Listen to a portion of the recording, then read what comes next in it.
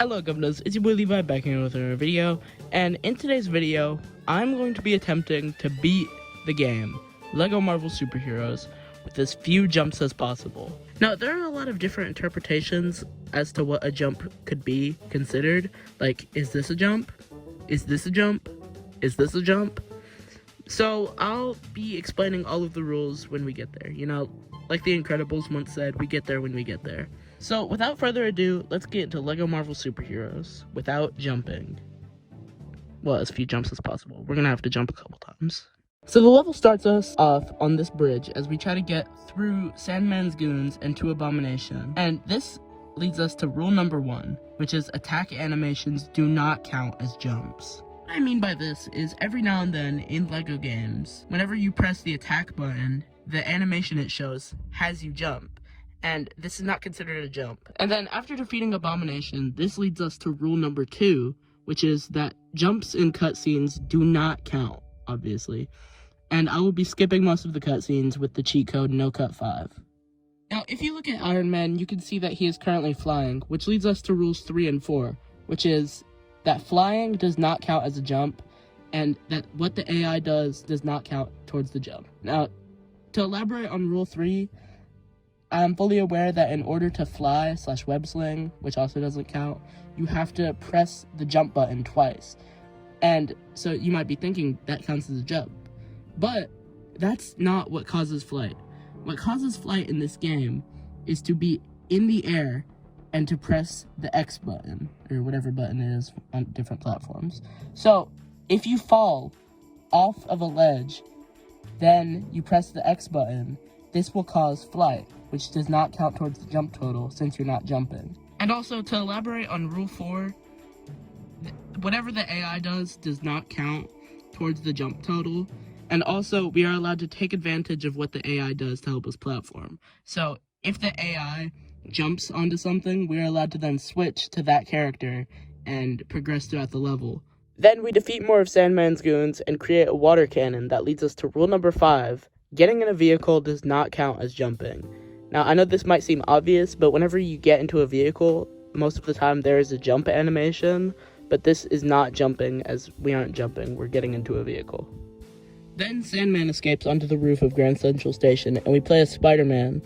Our first goal is to disable this electrical fence, which has no problems in jumping, but then we have to climb this ramp.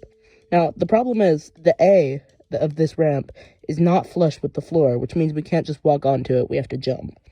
But, luckily for us, there is a wall-crawling wall, which is kind of a tongue twister, that Spider-Man could climb, and then do rule number 3 to start web-slinging, and then get us to the next part. But then, unfortunately, we run into our first problem of the run. Up on this water tower, there are some handles that only the Hulk can pull, and he has to be transformed into Bruce Banner to climb up this rope that Spider-Man makes. But, in order to get onto this rope, you have to jump. I tried multiple times, but I could not get up without jumping. So we have to add our first jump to the list. And then we play the rest of the level without any problems. Our next problem is in between levels 1 and 2, where we play as Mr. Fantastic and Captain America on the SHIELD helicarrier, where we have to get off of the helicarrier. And the only way to get off the helicarrier is with the skydiving areas. But you can't fall off. You have to jump off. And if you try to fall off the sides of the helicarrier or something and start gliding as Mr. Fantastic, the drones will catch you.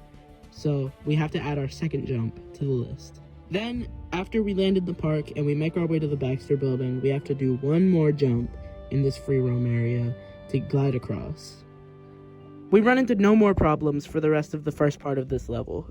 But it's the second part of this level where we run into issues, where as Mr. Fantastic, we have to do one jump to get over this ledge, and then one jump during this glide area.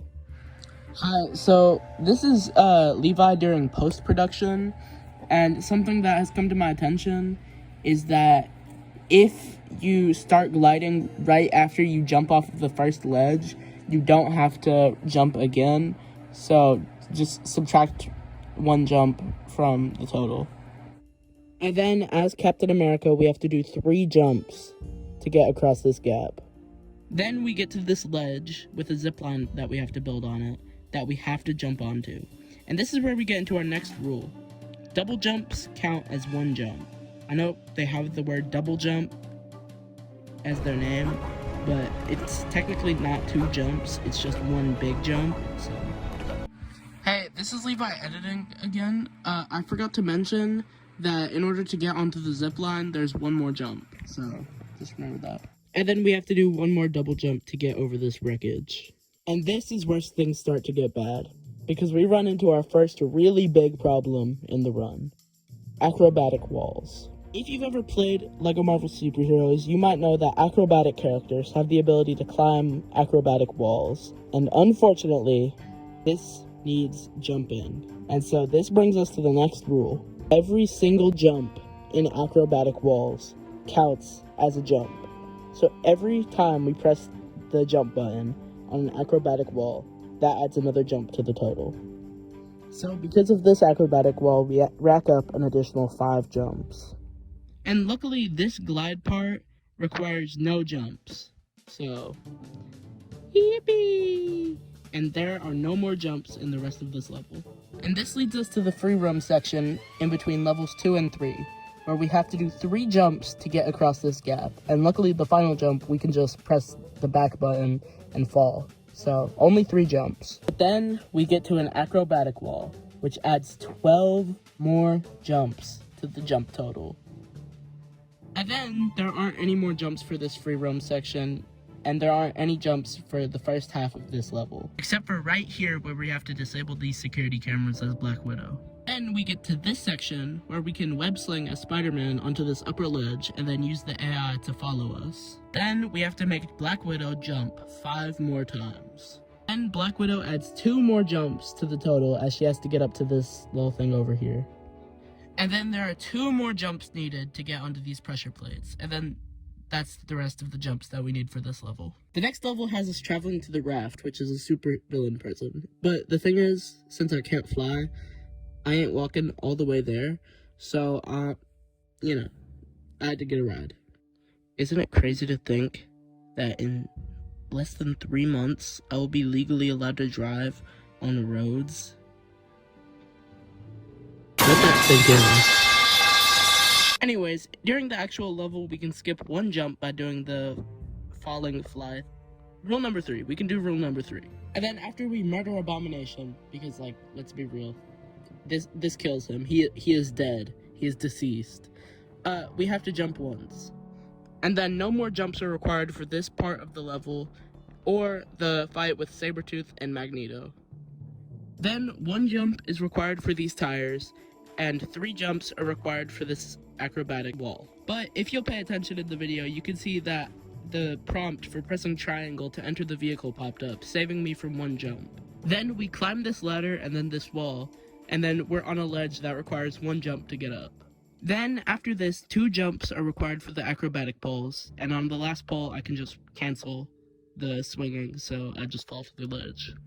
Then, after coming back from the raft, I changed my character to a version of Iron Man that could actually fly, and then I used Rule 3 to fly my way to Stark Tower. Then, once we get into the level, no jumps are required for the first section, and no jumps are required for half of the next section. But, unfortunately, this streak is broken when Captain America must jump 3 times for these acrobatic poles, and once for this switch. Then, Captain America has to jump 3 times on this acrobatic wall. And then the final 2 jumps of this episode and this level are required to pull this lever. And that's going to be it for today's video. If you guys did enjoy, please make sure you leave a like and subscribe if you haven't already. In case you guys were wondering, ranking all the characters in LEGO Marvel Super Heroes is going pretty good. I'm like 50% done with the pre-production, so that's pretty cool. So yeah. Join my Discord if you haven't already. I forgot to mention this in the intro, but this was inspired by BD1P's videos where he plays LEGO Star Wars the Skywalker Saga with as few jumps as possible. His channel and his videos on that will be in the description, so make sure you check those out. They're really entertaining and good and funny. And so yeah, bye.